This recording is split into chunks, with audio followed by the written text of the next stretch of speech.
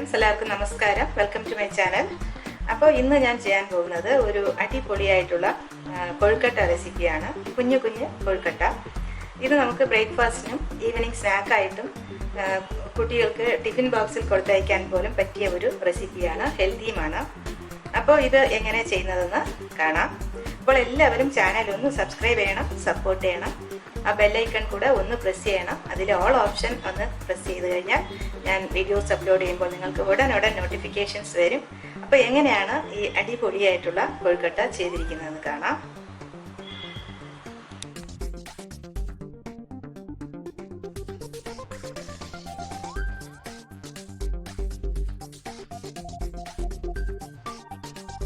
അപ്പോൾ ഞാനിന്ന് ഒരു കൊഴുക്കട്ടയാണ് ഉണ്ടാക്കാൻ പോകുന്നത്.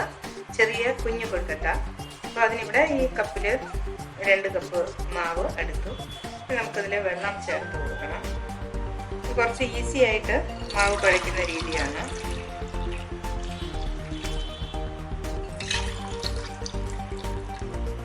രണ്ട് കപ്പ് വെള്ളം ഒഴിച്ചു കൊടുത്തു.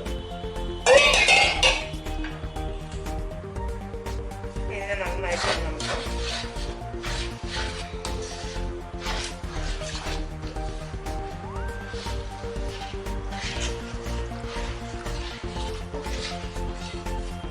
നമുക്ക് തിളച്ച വെള്ളം ഒഴിക്കുമ്പോൾ വെള്ളം കൂടി പോകുമോ എന്നൊക്കെ ഉള്ള ഒരു ടെൻഷൻ ഉണ്ടാവും. പക്ഷെ ഈ രീതിക്ക് ചെയ്യുമ്പോൾ അങ്ങനെ യാതൊരു ടെൻഷനും വേണ്ട. നല്ല കട്ടകളൊക്കെ മാറ്റിയതിന് ശേഷം നമുക്ക് അടുപ്പിൽ വയ്ക്കാം. കുറച്ച് വെള്ളം കൂടെ ഒഴിച്ചു കൊടുക്കാം.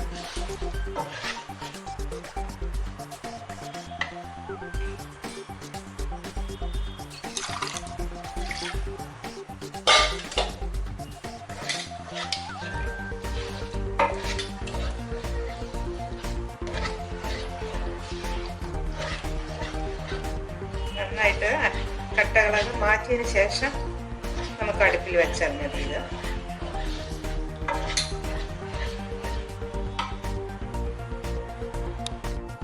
ഇപ്പോൾ തീ കത്തിച്ചു അടുപ്പിലോട്ട് വെച്ച് കൊടുത്തു. ഇളക്കിക്കൊണ്ടിരിക്കണം.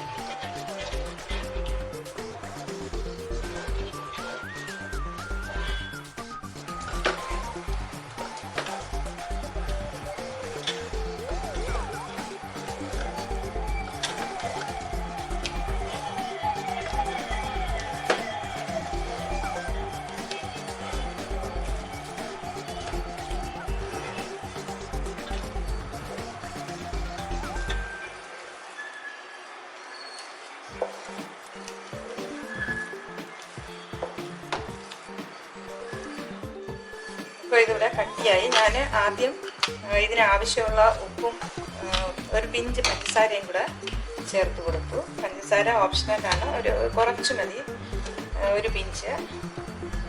എന്നിട്ട് ഇത് നല്ലപോലെ കുറുക്കിയെടുത്തു. അപ്പോൾ നമ്മളിത് ചെയ്യുമ്പോൾ പാത്രത്തിലൊന്നും ഇങ്ങനെ പിടിച്ചിട്ട് ഇളക്കണം, അല്ലെങ്കിൽ പാത്രം അങ്ങോട്ടും ഇങ്ങോട്ടുമൊക്കെ ആയിപ്പോകും.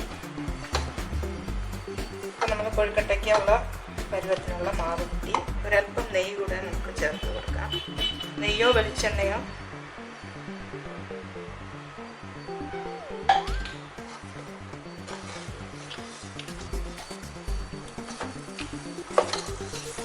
ഇപ്പോൾ ഈ പരുവത്തിന് ആയിട്ടുണ്ട്. ഇനി നമുക്ക് ഇങ്ങനെ ആയിട്ടുണ്ട്.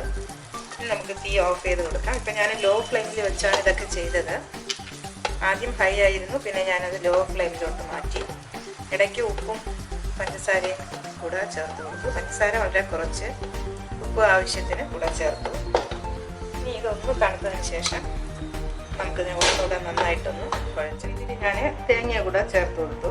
ഒരു മുറി ഒരു തേങ്ങയുടെ ഒരു പകുതി, ചെറിയ തേങ്ങയുടെ പകുതി കൂടെ ചേർത്ത് കൊടുത്തു. ഇനി ഇതിനെ നന്നായിട്ടൊന്ന് കുഴയ്ക്കണം. ഒന്ന് മിക്സ് ചെയ്തിട്ട് നല്ലപോലെ കൈ ഉപയോഗിച്ച്, ഇപ്പോഴും ഒരു ചെറിയ ചൂടുണ്ട്, കുറച്ച് ചൂട് മാറിയതിന് ശേഷം നല്ലപോലെ ഒന്ന് കുഴച്ചിട്ട് നമുക്കിത് ചെറിയ ചെറിയ ബോളുകളാക്കി എടുക്കണം.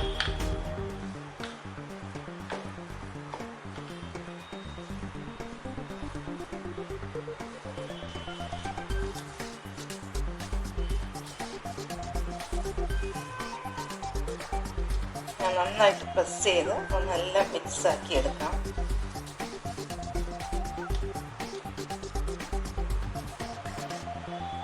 എന്നിട്ട് നമുക്ക് ചെറിയ ബോളുകളാക്കി എടുക്കാം. നമുക്കിതുപോലെ ബോളുകളാക്കി എടുക്കണം. ചെറിയ ബോളുകൾ. ഒരല്പം നെയ്യ് കൂടെ നമുക്ക് ഒന്ന് തൂത്ത് കൊടുത്തതിന് ശേഷം ഇങ്ങനെ കുഴച്ചെടുക്കുകയാണെങ്കിൽ നല്ല സ്മൂത്തായിട്ട് എടുക്കാൻ പറ്റും. ഇതുപോലെ ചെറിയ ബോളുകളാക്കി എടുക്കാം.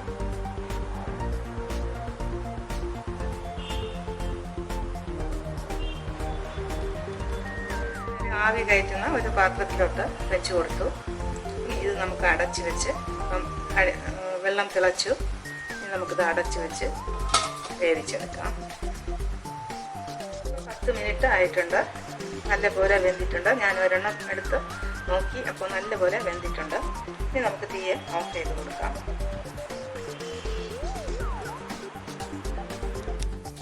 കുറച്ച് കടുക് വെച്ച് കൊടുക്കാം. വറ്റൽമുളക് കൂടെ ചേർക്കണം. അത് കൊച്ചു കുഞ്ഞുങ്ങൾക്ക് കൊടുക്കാനാണെങ്കിൽ വറ്റൽമുളക് കുറച്ച് കൂടുതൽ ചേർക്കേണ്ട കാര്യമില്ല.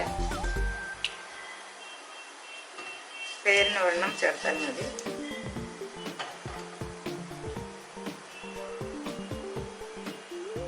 പൊട്ടുമ്പോൾ ഇനി വറ്റൽമുളക് കറിവേപ്പിലയും കൂടെ ചേർത്ത് കൊടുക്കാം.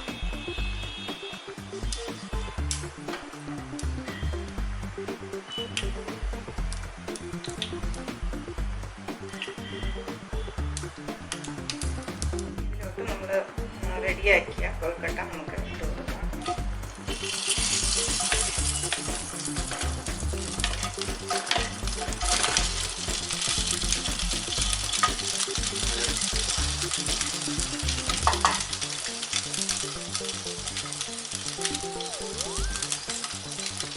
കുറച്ച് തേങ്ങ കൂടെ ചേർത്ത് കൊടുക്കാം. നന്നായിട്ട് ഇളക്കി ചേർക്കാം.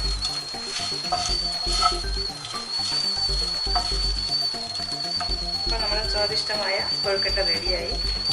ബാക്കി കുറേ വെച്ചിട്ടുണ്ട്, അതും കൂടെ ഞാനിതിൽ ചേർത്ത് കൊടുക്കും.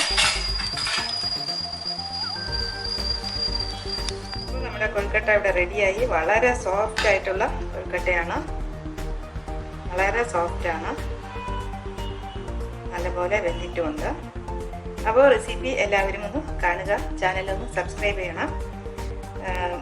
വീണ്ടും നല്ല റെസിപ്പികളുമായി കാണാം. Till then, bye bye.